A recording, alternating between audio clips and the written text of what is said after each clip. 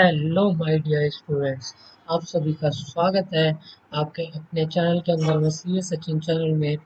और आज अपन जो कि हम स्टार्ट करने वाले हैं वो हम स्टार्ट करने वाले हैं one shot of income tax का जो कि चैप्टर नंबर है हमारा income under the head salaries. ठीक है, उसको हम स्टार्ट करने वाले हैं।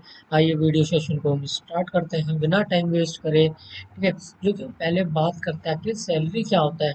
ठीक है, जैसे चैप्टर का नाम है income under the head salaries. ठीक है, जैसे सैलरी है तो सैलरी आखिर होता क्या है। ठीक है, सैलरी अगर मैं आपको सिंपल वर्ड्स में समझाऊं तो सैलरी होती है जैसे कि जो कि एम्प्लॉय और अपने एम्प्लॉयज को जो कि देता है, एक आप कह सकते हो वेतन, आप कह सकते हो आप जो भी, ठीक है, जो एक अमाउंट जो कि पे करता है, एक सर्टेन सम ऑफ मनी जो कि पे करता है, एक एम्प्लॉयर एम्प्लॉयज को पे करता है। ठीक है, तो वो होता है आपका सैलरी। जैसे कि आप अगर कुछ भी रेंडर करते हो या फिर सर्विसेज करते हो या फिर आप मैन्युफैक्चरिंग करते हो, ठीक है, तो उसके बदले में जो कि एम्प्लॉयर होता है वो आपको सैलरी इसको पे करता है।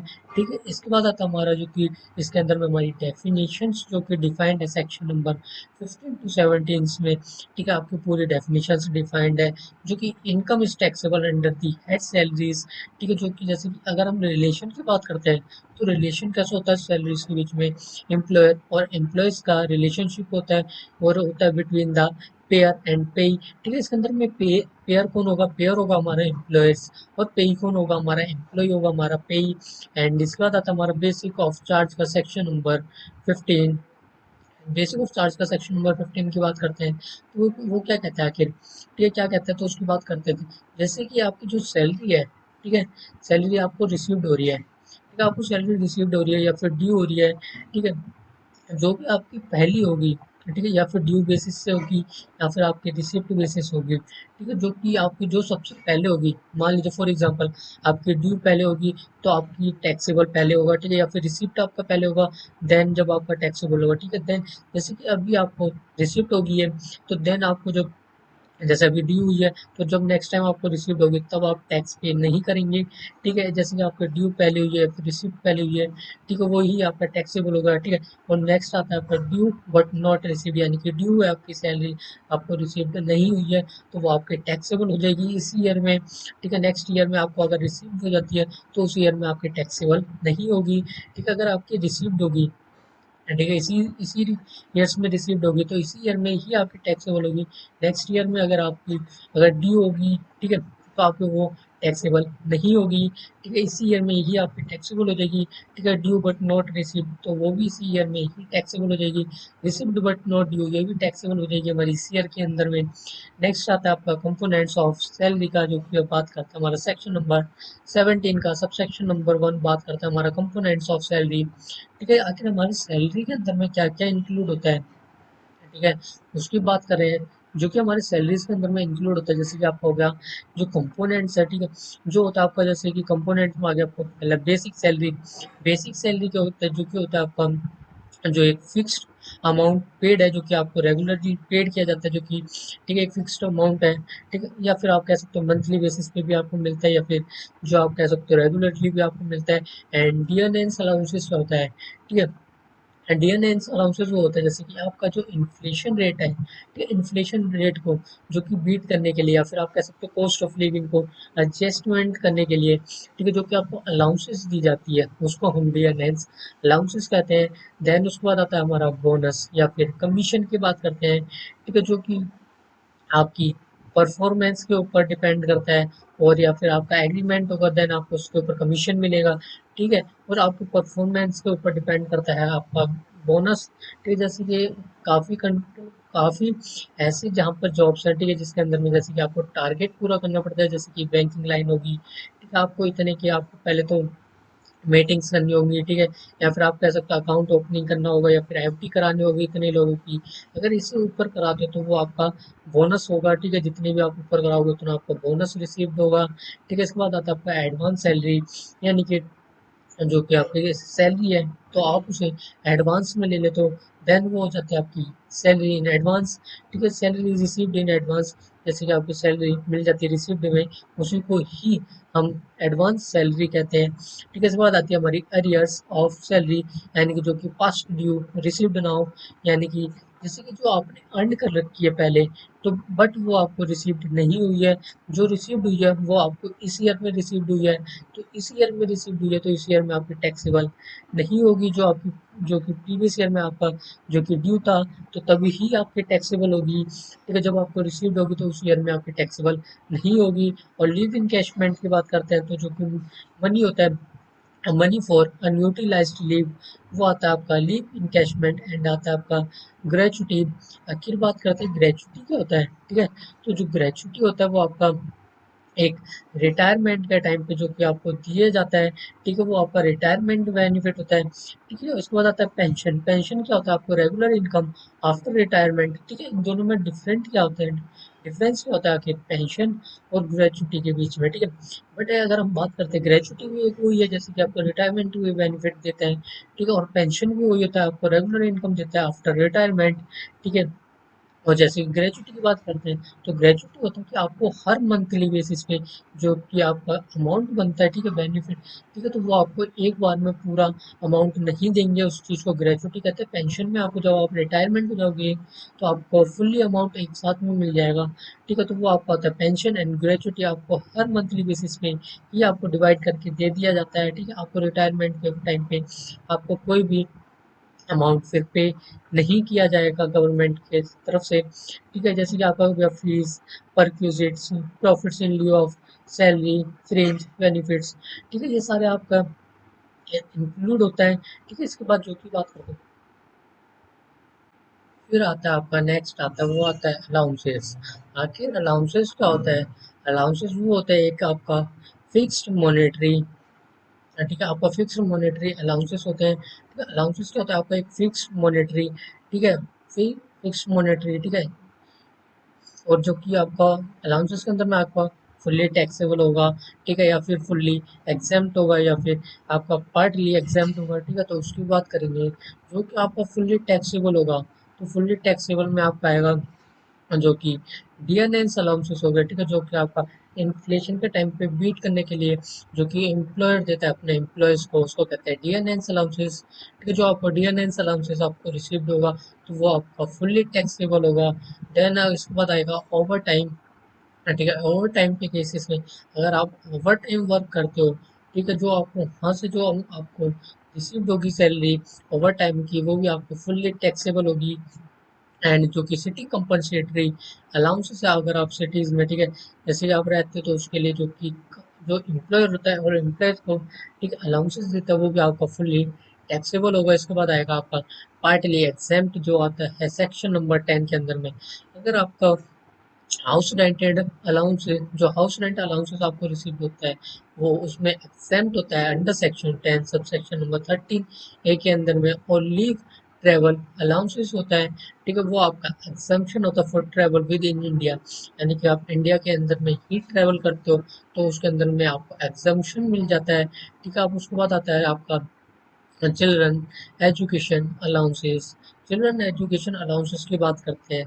ठीक है, जैसे कि आपके जो आपके जो भी आपके चाइल्ड चिल्ड्रन है, ठीक है, वो अगर पढ़ते हैं, अगर मान लीजिए जो है जो अगर मान लीजिए जो 12th क्लास के बाद जैसे कि हायर एजुकेशन के लिए अगर कोई स्टडी करता है, हायर एजुकेशन के लिए स्टडी करता है, देन वो उन चिल्ड्रंस के लिए कोई भी जैसे कि अलाउंसेस आपको रिसीव्ड होगा वो एक्सेप्ट नहीं होगा। ठीक है, जो चिल्ड्रन एजुकेशन अलाउंसेस के अंदर में 100 रुपीज़ पर मंथ होगा पर चाइल्ड के लिए।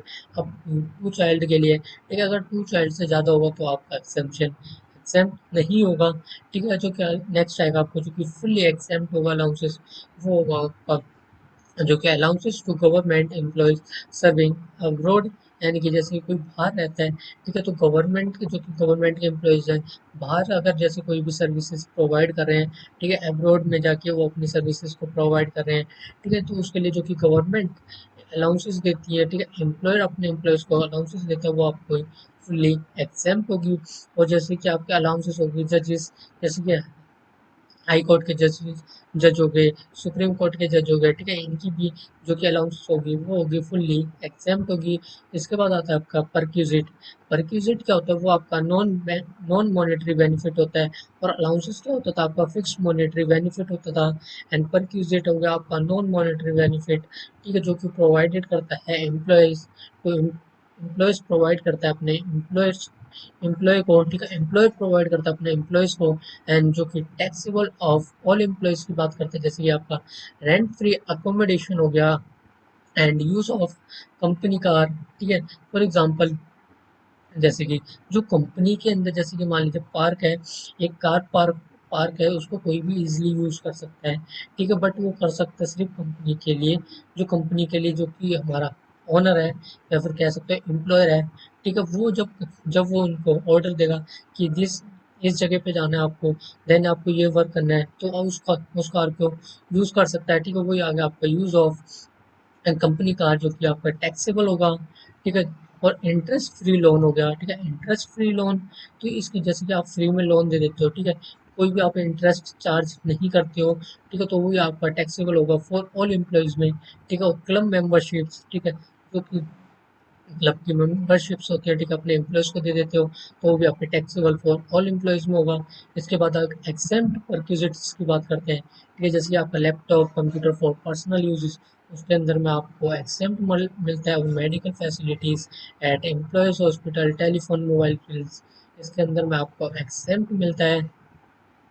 उसके आगे बात करते हैं तो वो आता है आपका प्रॉफिट इन लिeu ऑफ सैलरी, वो बात करता है आपका सेक्शन नंबर 17 का, सब सेक्शन नंबर 3, ठीक है। तो इसके अंदर में आता है आपका सेक्शन डिडक्शन का, ठीक है। तो इसके अंदर में आपके डिडक्शंस कितने प्रकार के होते हैं, तो वो होते हैं आपके, फर्स्ट होता है आपका, सॉरी, इस डिडक्शन किस किस में मिलता है, फर्स्ट जो कि मिलता है 16 1A के अकॉर्डिंग मिलता है आपको स्टैंडर्ड डिडक्शंस। तो कितने तक का आपको डिडक्शंस मिलता है, तो वो मिलता है आपको सैलरी के ऊपर 50,000, जो कि नोटिफाइड कर रखा है गवर्नमेंट ने। और नेक्स्ट होता है 16 का, सेक्शन नंबर 16 का सब सेक्शन नंबर सेकंड, जो कि आपको होता है एंटरटेनमेंट अलाउंसेस, जो कि फॉर गवर्नमेंट एम्प्लॉयज ओनली, ठीक है, जो कि आपको डिडक्शन, सॉरी, एंटरटेनमेंट अलाउंसेस भी मिलती है, ठीक है। तो थर्ड आता है हमारा 16 थर्ड में, जो कि प्रोफेशनल टैक्स, जो कि पेड करता है एम्प्लॉयज को, ठीक है, जो पेड करता है एम्प्लॉयज को, कौन करता है, एम्प्लॉयर करता है पेड अपने एम्प्लॉयज को, ठीक है, जैसे प्रोफेशनल टैक्सेस में, ठीक है। उसके बाद हो गया आपके पास जो 8 आता है, 8 पॉइंट आता है, tax treatment of retirement benefit, ठीक है। तो जो रिटायरमेंट बेनिफिट में आता है आपको, जो कि बेनिफिट में आता है ग्रेचुटी, ठीक है, जैसे ग्रेचुटी बात कर रहा था, तो वो मैंने पहले ही आपको एक्सप्लेन कर देता हूँ, फिर से आपको बताता हूँ। जो कि ग्रेचुटी होता है वो आपको मंथली बेसिस पे ही डिवाइड कर दिया जाता है, बट पेंशन आपको जब आप रिटायरमेंट होते हो तब आपको मिलता है, बट ग्रेचुटी भी आपको रिटायरमेंट के समय नहीं मिलता, बट जो आपको रिटायरमेंट के समय जो भी आपको मिलना होता है बेनिफिट, वो आप मंथली बेसिस पे ही ले लेते हैं, ठीक है। और इसके बाद जो कि एक्सेम्पशन में है, ठीक है, वो आपका एग्जाम्प्ट होगा under section 10 sub section number 10 के अंदर में, जो कि डिपेंड करता है आपका टाइप्स ऑफ एम्प्लॉयमेंट के ऊपर, ठीक है। इसके बाद जो कि बात करते हैं, नेक्स्ट आता है आपका पेंशन। पेंशन के अंदर में जो कि आपका, अगर मान लीजिए जो आपका कम्युनिटी होगा, कम्यूटेड होगा, तो वो आपको पार्टली एक्सेम्प्ट होगा, और अनकम्यूटेड होगा, वो आपका फुल्ली टैक्सेबल होगा, ठीक है। नेक्स्ट आता है आपका लीव इनकैशमेंट के अंदर में आपका एग्जेम्प्ट होगा up to ₹3 lakh for non government, ठीक है। लीव इनकैशमेंट के अंदर में अगर आपका नॉन गवर्नमेंट है, तो आपका 3 लाख तक का आपका एग्जेम्प्ट होगा, ठीक है। अगर आपका प्रोविडेंट फंड है, यानी कि पीएफ है, तो स्टैट्यूटरी रिकॉग्नाइज्ड प्रॉफिट है, और प्रोविडेंट फंड है, तो वो आपको पार्टली और फुल्ली एक्सेप्ट होगा, ठीक है। और इसके बाद एग्जाम्पल की बात करते हैं, ठीक है, एग्जाम्पल के बाद हमारा सैलरी का एंड हो जाएगा, वन शॉट। इसके बाद एग्जाम्पल है, ठीक है, जो कि दे रखा है, मिस्टर राज है, ठीक है, मिस्टर राज की सैलरी दे रखी है, फाइनेंशियल ईयर दे रखा है 24 to 25, and basic salary given है 60,000 पर मंथ। तो इसको पहले आप पूरा ईयरली के बेसिस पे करेंगे, एंड HRA दे रखा है 20,000 पर मंथ की, एंड रेंट पेड दे रखा है 18,000 per month in Mumbai, and bonus given है 50,000 का, एंड स्टैंडर्ड डिडक्शंस गिवन है 50,000 का। अब टैक्सेबल सैलरी आपको कैलकुलेट करना है, ठीक है, जो कि फर्स्ट आएगा आपको बेसिक सैलरी 60,000 को मल्टीप्लाई कर देगा 12 से, तो 7,20,000 ये आपका आ गया ईयरली के बेसिस पे। इसके बाद जो कि बोनस है, ठीक है, बोनस कितना था, 50,000 का गिवन है, एंड HRA रिसीव्ड है, वो आएगा 20,000 को मल्टीप्लाई कर देंगे 12 से, तो आपका ईयरली बेसिस आ जाएगा, तो 2,40,000 आ जाएगा। एंड HRA का एक्सम्पशन आएगा, जो कि आपका एक्चुअल HRA रिसीव्ड होगा, actual HRA received and 50% of salary जो कि मुंबई की है, ठीक है। और देन उसके बाद जो कि रेंट पेड होगा 10% ऑफ सैलरी, ठीक है, विच एवर इज लोअर, ठीक है, उतने का ही आपको कंसिडर किया जाएगा। जैसे कि एक्चुअल HRA रिसीव्ड है 2,40,000 एंड 50% ऑफ सैलरी मुंबई का, यानी कि 7,20,000 का 50% तो आएगा 3,60,000। एंड रेंट पेड है जो कि सैलरी है, ठीक है, उसका 10%, तो यानी कि 2,16,000 में से लेस कर देंगे 72,000, तो आएगा 1,44,000। उसके अंदर में आपको एक्सेप्ट मिलेगा 1,44,000 का, एंड टैक्सेबल होगा आपका 96,000।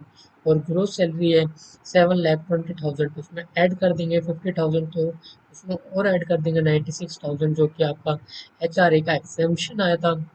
ठीक है, तो आपका आ जाएगा ग्रोस सैलरी 8,66,000, एंड उसमें आपका लेस हो जाएगा स्टैंडर्ड डिडक्शंस। गिवन है आपका 50,000 का स्टैंडर्ड डिडक्शंस।